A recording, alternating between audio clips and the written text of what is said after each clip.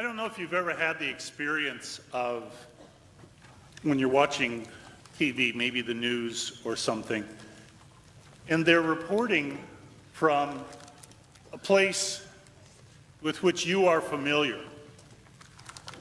Maybe they just happen to be reporting something from the neighborhood you grew up in or in front of a place that you used to work. You notice that it gives you a different feeling. You're not necessarily tuned in completely to what the person is saying, but you're looking at the background. You're trying to recognize, oh yeah, that's, okay, I know that street. Oh wow, that's changed a little bit. Yeah. Wow, who put that hedge up there? You know, whatever it might be. We feel a connection.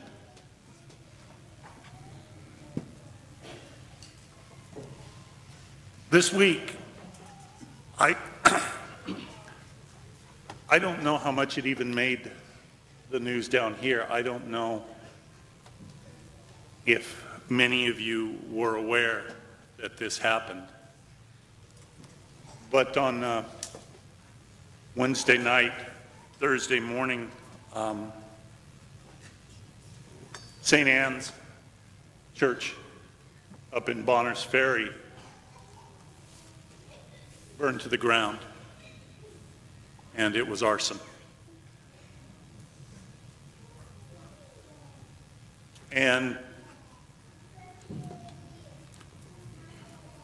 see, I served as pastor up there for 2 years, and so seeing the pictures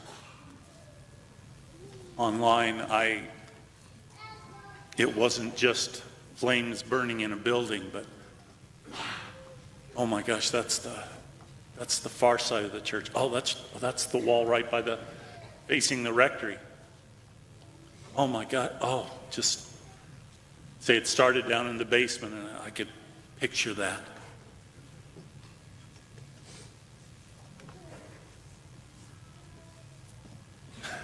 And I don't know, I haven't been myself since then. I can't get it out of my mind. No one was killed, thank goodness. The church is a total loss.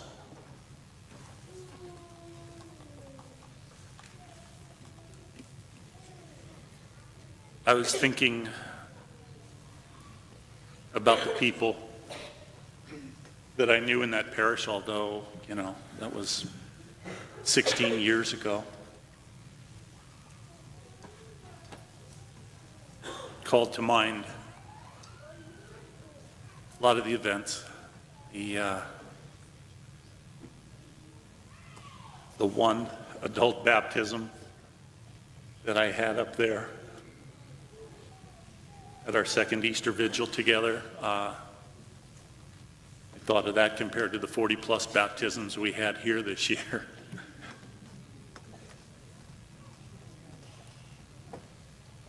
And I know, you know, it's just a building, but when we're part of it, it's more than that. Somebody else's church had burned down, let's say, in Bonners or in Sandpoint. Just, oh, that's too bad. This one, it's really bothered me, especially because they know that it was arson, that it was deliberately set, that there was vandalism that took place before the fires went off.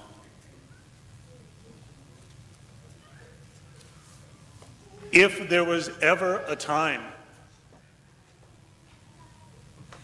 when I needed to hear, and I was fortunate that we had coming up this Sunday, those words of Jesus, "Behold, I make all things new." Boy, I needed to hear those this week. I hope the parishioners up in Bonners are hearing those words, even as they're dealing with all that they're dealing with. But we all need to hear those words ringing in our ears over and over again. Behold, I make all things new.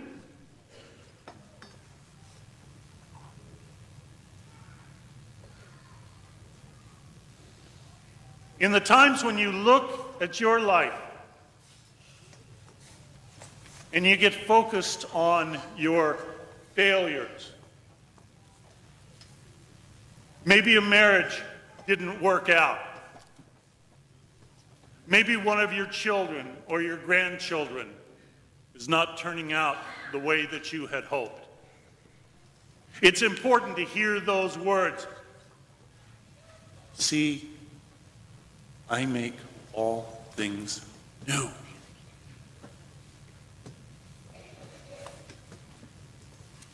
As we review our lives,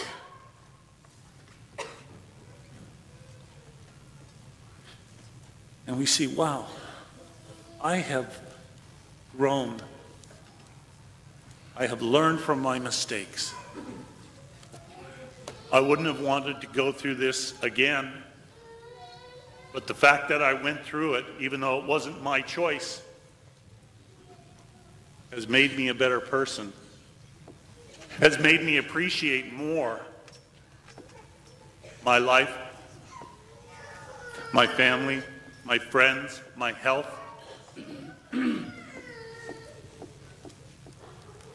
See, I make all things new.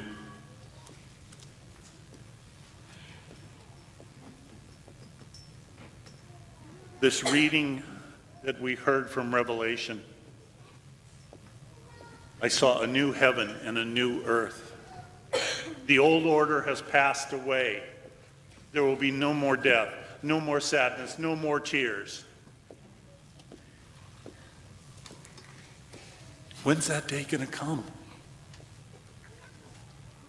Some of us wish it would come right now.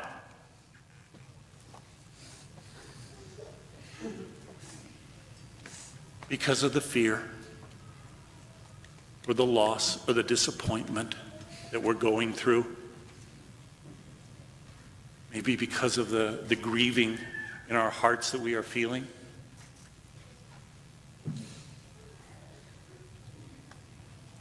We don't always know how it's going to happen, but we have God's promise. Behold, I make all things new. That's what this Easter season is about. That's what our faith is all about, because our faith is about Easter. It's about the resurrection. God didn't just take Jesus, who had been killed, and bring him back to life. No. God took this Jesus and perfected his humanity so that there would be for him no more physical limitations, no death, no sickness, no barriers. And that promise is there for us. If there's anything that we have to have confidence in God about, it is how his love transforms. Not necessarily on our schedules, not on our timetables, not the way that we expect or the way that we would like.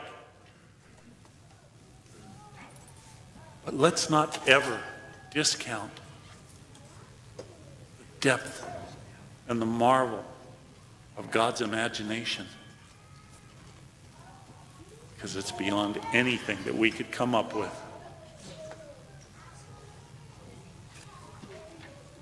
So please, in the good times, in the bad times,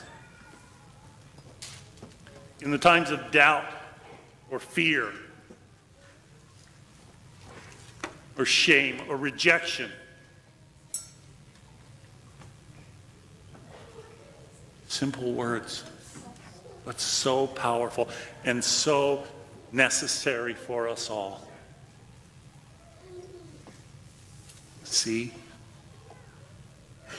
I make all things new. I do so because that is the power of the love that I have for you.